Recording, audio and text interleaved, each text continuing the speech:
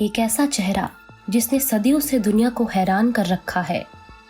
ये चेहरा एक ऐसी रहस्यमय मुस्कान लिए हुए है जिसे समझने की कोशिश पिछले 500 सालों से की जा रही है। मोनालिसा।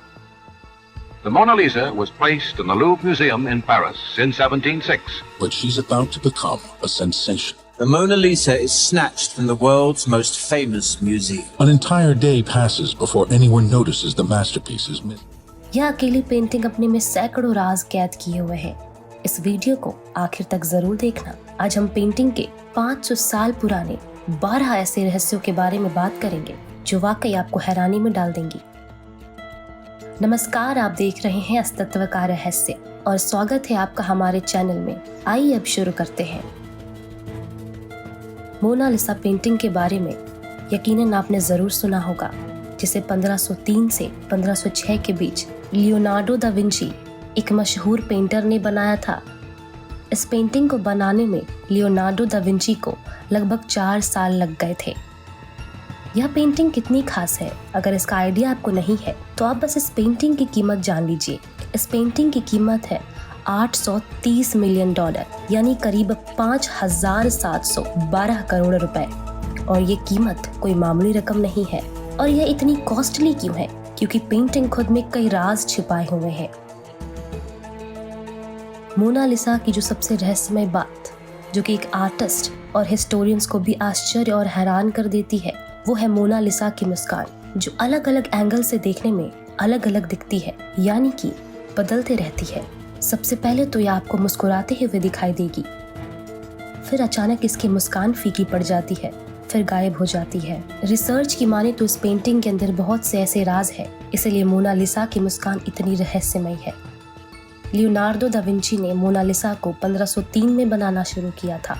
वह 1517 तक इस पर काम करते रहे। उन्हें सबसे ज्यादा वक्त मोनालिसा के होठ बनाने में लगे। सिर्फ अकेले मोनालिसा के होठ बनाने में दा विंची ने 12 साल लगा दिए थे।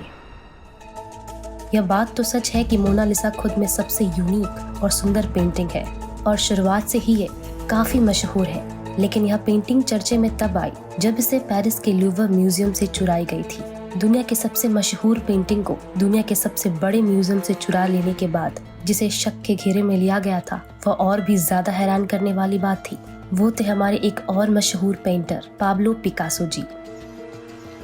जी हाँ, शुरुआत में पाब्लो पिकासो पर इसे चोरी करने का इल्जाम लगा था, लेकिन काफी इन्वेस्टिगेशन और पूछताछ के बाद उनसे ये आरोप हटा लिया गया।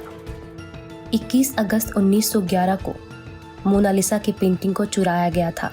लेकिन हैरानी की बात तो देखिए, जिस दिन इसे चुराया गया उस दिन इस चोरी पर किसी का ध्यान नहीं गया और इसे अगले दिन नोटिस किया गया, जिसके बाद लूवर म्यूजियम को 1 हफ्ते के लिए बंद कर दिया गया।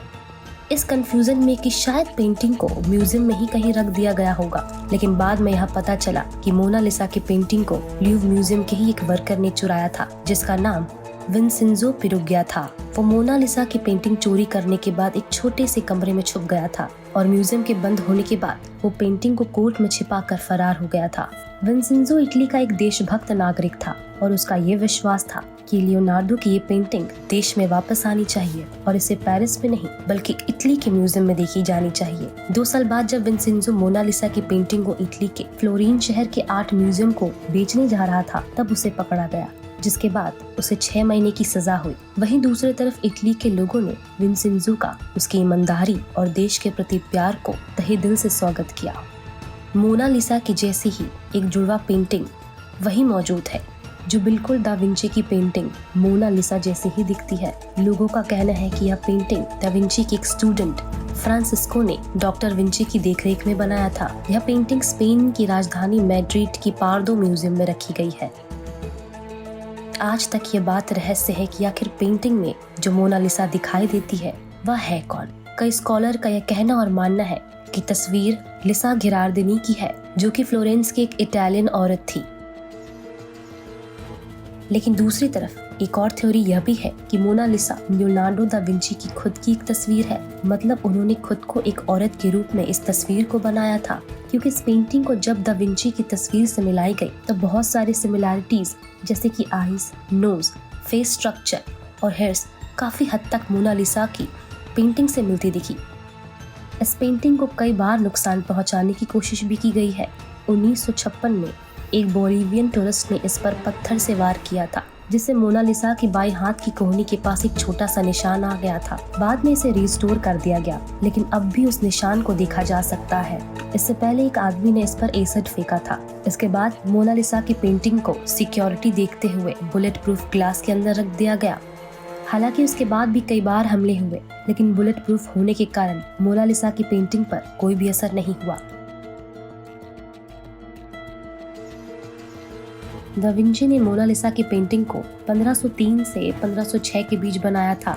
51 साल की उम्र में उन्होंने ये काम शुरू किया था, लेकिन फिर भी वह इसे पूरा नहीं कर सके। ये बात भी चौंकाने वाली है, लेकिन आप कितने भी ध्यान से इस पेंटिंग को देखेंगे तो उसमें कोई भी अधूरापन नजर नहीं आता। लेकिन काफी रिसर्च के बाद और ध्यान से देखने पर हम सब ने यह देखा होगा कि मोनालिसा की आईब्रोज नहीं दिखाई देती, लेकिन आईब्रोज नहीं होने पर भी वह पेंटिंग काफी अच्छी, अट्रैक्टिव लगती है।